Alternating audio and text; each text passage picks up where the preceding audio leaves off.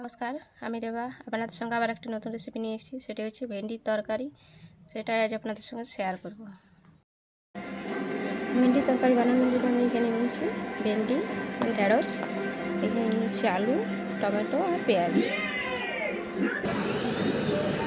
কড়াইটা গরম করে নিয়েছি। এবার এর মধ্যে কিছুটা তেল দিই।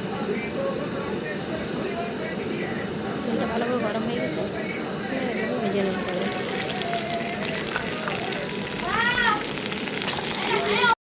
ভালোভাবে ভাজা হয়ে গেছে, এবার এগুলোকে আমি তুলে নেব। কড়াই আর একটু তেল দিয়ে এর মধ্যে আলুগুলো দিয়ে আলুগুলো ভালোভাবে ভেজে নেব।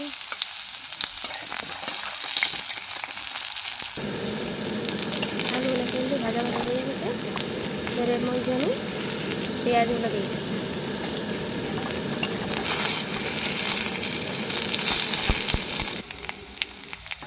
এটা ভালো করে ভাজা হয়ে গেছে, এবার এর মধ্যে টমেটো দিয়ে ভালোভাবে কষিয়ে নেব। এর মধ্যে স্বাদ মতো লবণ,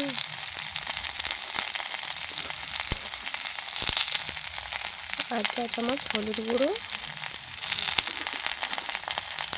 আর 1 চামচ জিরে গুঁড়ো, আর 1 চামচ লঙ্কা গুঁড়ো।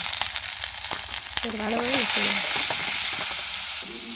এখন দেখুন ভালোভাবে ভাজা হয়ে গেছে, এর মধ্যে আমি ভেন্ডিগুলো দিয়ে দেবো।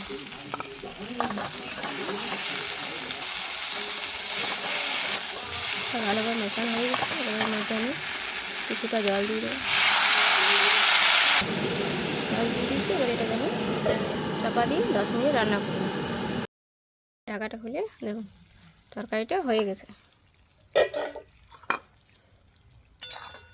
এবার এটাকে নামিয়ে নেব। দেখুন এইভাবে তৈরি হয়ে গেল ভেন্ডির তরকারি। ভালো লাগলে অবশ্যই একটা লাইক, কমেন্ট, শেয়ার করে যাবেন।